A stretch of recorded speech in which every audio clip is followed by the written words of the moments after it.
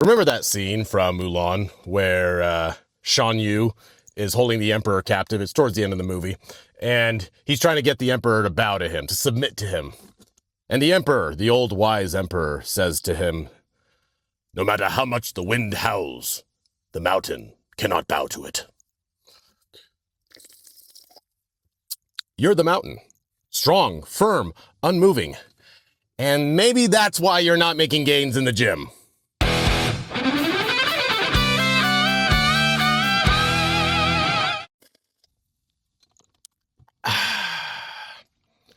Hey, you're in luck. You have just stumbled upon the most patriotic fitness channel on YouTube. At least that's what I'm going for. Here where you learn how to get stronger, how to build muscle, how to be healthier, happier, and learn a little bit about America, because America's freaking awesome. And if we want to keep it awesome, we got to be strong and not a bunch of freaking wusses or a bunch of freaking fatties. I am not down with the fat pride movement. No fat pride movement here. Gay pride? No gay pride here. If you're gay, you are what you are, but why would you take pride in it? Very strange to me. Anyways, this was not meant to be overtly political. We're off to a great start.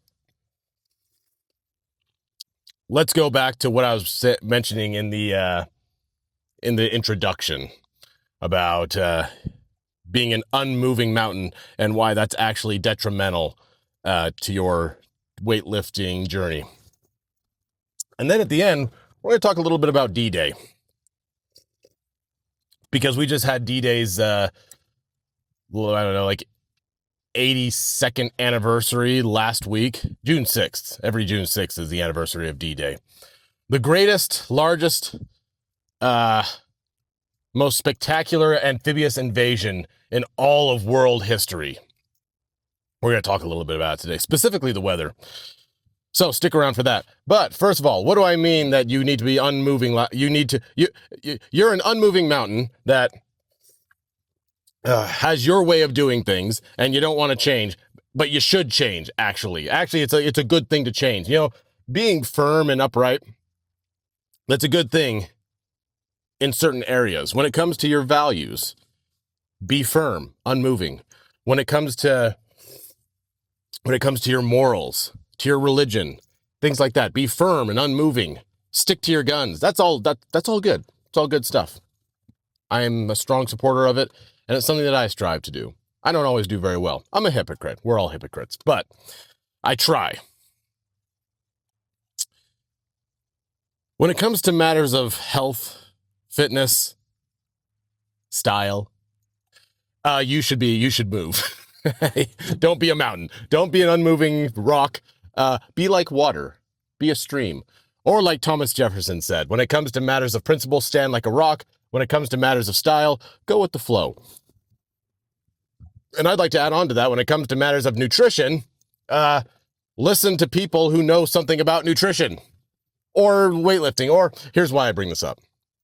Last week, I was at a gas station doing some studying because the library was closed. And I don't like studying in my apartment because my roommate's there and he's watching TV and he's trying to make conversation with me and I can't focus. And then, I'm at my apartment. So I'm going to go to the bathroom. Oh, now I'm going to make some food. Well, now I'm going to watch this thing on TV. And oh my gosh, it's so late. I'm just going to stop and go to bed. Anyways, I'll go to a gas station. Maverick. I'll go to a Maverick gas station and just kind of hang out there. They have tables set out. They have an eating area, and so I'll do some studying there. And it's fine. It's not a bad study area. I mean, it's a little noisy. There's people coming in and out, but really it all just turns into white noise for me. So that's where I'm studying. And this guy named Jeremy comes up to me. Yes, that is his real name. I use his real name because I'm just guessing that you're never going to run into Jeremy. All two of you that are going to watch this video. Jeremy comes up to me. And we've been chatting a little bit, and he's been asking about nutrition, specifically, he asked me, how do I go about cutting? Now, Jeremy, mind you, he's not a big guy. He's a pretty skinny guy. Sounds like he's been working with V-Shred, which I've never worked with V-Shred. I've just seen the really silly ads that they put out with old what's his name? Vince. Vince, who wow, you think I eat this rabbit food? No way. I'm gonna eat this big old pizza over here, and I still have a six-pack, and you can too. Yeah, right. Sure you can. Yeah, sure, Vince. I'm sure that's what you eat most of the time.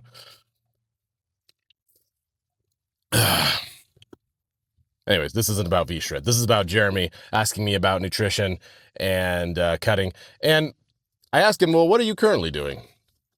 And he says, oh, well, my diet's pretty good. I don't eat too much junk food. I try and eat a little bit of meat. I try and get protein. I eat the occasional treat, things like that. Oh, okay. Do you track your protein? Well, no, but I don't eat a whole lot of junk food, and I try to eat pretty good, and I eat my, I try to get a little bit of protein in, and I have a little treat occasionally. Okay. You should really track your protein. Tracking your protein is going to be one of the biggest things that can move the needle for you in terms of cutting, but also maintaining the muscle that you've built with V-Shred. Yeah, that protein is if you're not doing that, if you've never tracked your protein, you should track your protein. That's like step one as far as nutrition goes. Start tracking your protein. It's not calories. Don't start by tracking calories because that can get overwhelming, at least in my opinion. You can start with tracking, anyways. Start tracking protein. I say this to Jeremy, and Jeremy, he thinks about it for a second, kind of nods. Then he goes, well, my diet's pretty good, and I don't eat too bad, and I try and get a little protein in here. I have an occasional treat. Okay, why? I could tell it wasn't getting through to him what I was saying. I'm pretty sure, I'm almost certain that he's not going to start tracking his protein, mostly just because I've had enough of these conversations with actual clients and other people. They're not thrilled with that. I'm not sure what people are looking for when they ask for advice. Which, by the way, I'm pretty careful not to give advice unless people actually ask. It's very annoying when people try and tell you how to live your life and you didn't ask. So I try, but if you ask me, I'm going to tell you. And sometimes people don't like the answers, especially when it comes to tracking things. They want a way to do it without having to track. You can make progress without tracking, but how much progress you're going to make and how fast you're going to make it, well, that's going to be far less if you don't want to actually write things down and figure out exactly how much you're getting in, as far as protein and eventually calories. And if you're an athlete, maybe you should be tracking your carbs as well. Things like that. Carbs and fats. I usually stop at protein and calories. But anyways, the point of this rant is Jeremy was being unmoving. He was firm in his belief that he's eating just fine and he doesn't need to track his calories.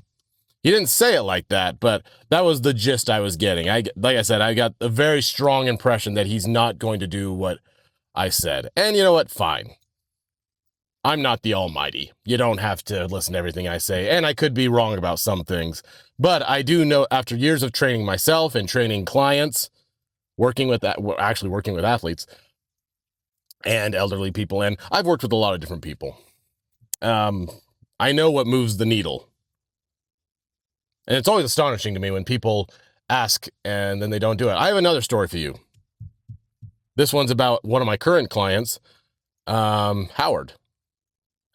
Good guy. Love working with Howard. He's an older guy. I think he's about 60 years old. Comes to me and he's actually paying me. He is a paying client. This isn't just a guy who came up to me at the gas station. He is a paying client, and he does everything I ask him to do. He's doing the workouts. He's getting all the protein in. Now back to, not necessarily having to track. Oftentimes with some of my clients, I know that most people aren't dedicated enough to actually write down every gram of protein they're getting. And so oftentimes what I'll do is I'll just say, have a protein shake each day. Were you doing that before? Okay, start doing that. Start having a protein shake. Because his diet wasn't terrible. He told me what he ate, and I have an idea of what his diet was. And then, as we worked together for a couple of months, I told him, add a second protein shake. 2 protein shakes each day. We're just trying to up the protein, well, not really changing anything else. And you know what's happening between the workouts, the strength training that I've been doing with him, and the protein shakes, not even tracking calories or grams of protein, he's getting fitter. He's not just getting stronger, he's actually noticing a difference in his body. His belly, he had a belly before. His belly is going down. He's noticing a difference in his physique. By the way, this guy was very active before. I didn't take a guy who was at level 0. There is now a level 0. I didn't take a guy who was at level 0 and get him, increase him from there. No, he was an active guy. He did construction, and he was a long distance runner. By the way, as a testament to why you should not do long distance running if your goal is to get in really, really good shape.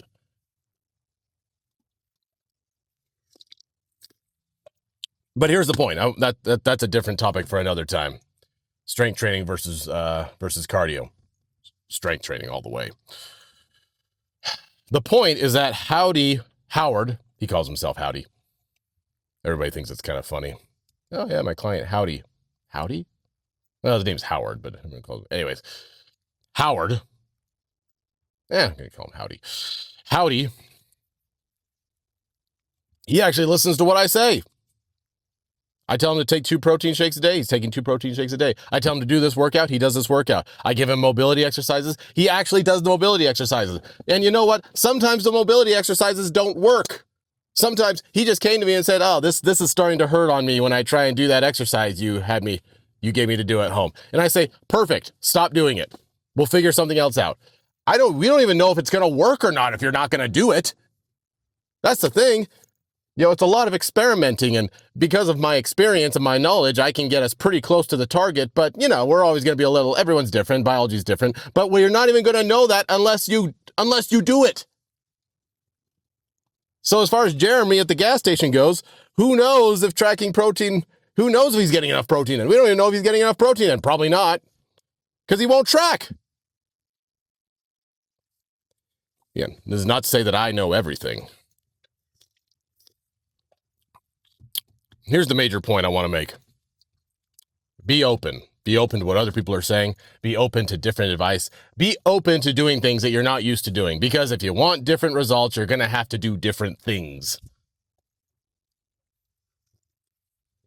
The definition of insanity, blah, I'm not going to say it. It's been overdone. But you know what I was about to say when I said the definition of insanity. If you don't know what I was about to say, you need to read more, which is another thing we need to do on this channel. Everybody needs to read more and be a little bit more well-read. So anyways, experiment. Try different things. Listen to different opinions. I don't know everything. Don't listen to everything that I say on here. I'm just a dumb YouTuber. What the fudge do I know? Find out for yourself. But you gotta actually do it. Again, how do you know if it's going to work or not unless you actually do it and you do it the right way? Whether that's nutrition, counting calories and counting protein, or completely changing your diet altogether, or trying different kinds of workouts. I'm very agnostic when it comes to different types of workouts. Everybody has their own methods, and I don't think anybody's, well, I wouldn't say anybody, but I think most people have their methods and they have their reasons for thinking that that's the way to do it. But it's going to work for some people and it's not going to work as well for others. That's fine. But you're not going to know unless you try. You miss 100% of the shots you don't take. I think a hockey player said that. That's all I have to say about that. So D-Day. D-Day, 1944. What is that? Let's see, 60, 80, I want to say 82 years. My math sucks. But I think that was 82 years ago, if I'm thinking about that right. Because 44, if you use 60, that would get you to 4, and then 22 after that. Yeah, okay. Anyways, we just had our D-Day anniversary. Every June 6th is D-Day. And there's a movie coming out called Pressure with Brendan Fraser and I can't remember who else is in it. But basically, the premise of the movie is the D-Day invasion is about to happen, but they got to have good weather for the D-Day invasion. And there's one guy, I believe his name is Stagg, Colonel Stagg or Major Stagg. He's the meteorologist, and he's the one who's basically telling Eisenhower, that's who Fraser's playing. He's the one who's going to tell Eisenhower whether the weather is good enough to launch an invasion. Now, when I saw this, I mean, I've learned a lot about D-Day. I've read a lot about it. And I've heard the little things mentioned about the weather and how we're not sure if it's actually going to happen. To make a whole movie out of it, it was starting to feel a little bit like that silly Netflix movie about the black women who sorted mail and how everybody wants them to fail because they're just so darn racist.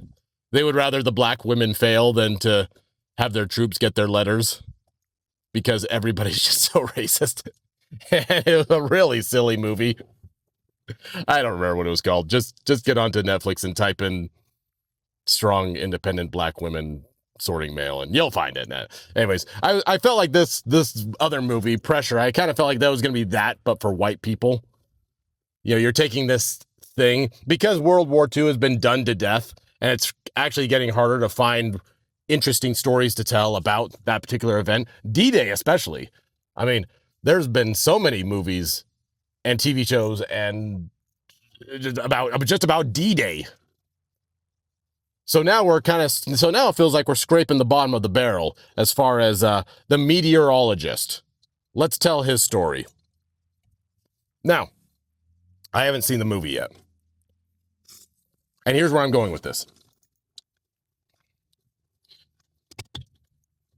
It was actually pretty darn important.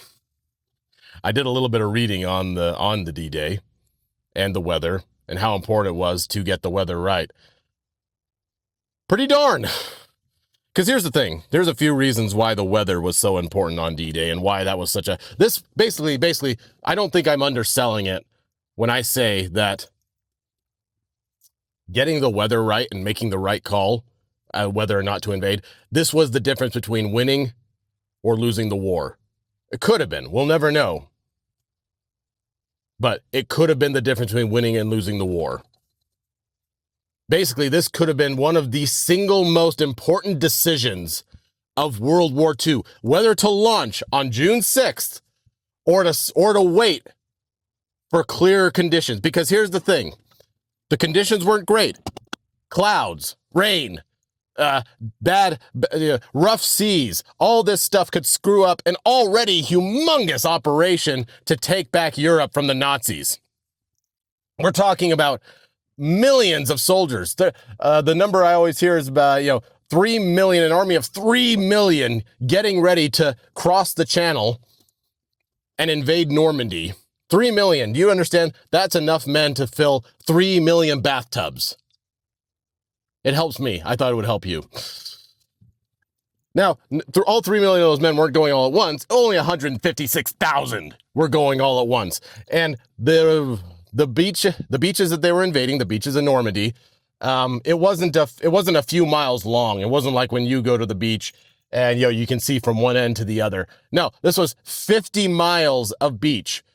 There was Omaha, Utah, Sword Beach, all laid out, 50 miles worth of beaches.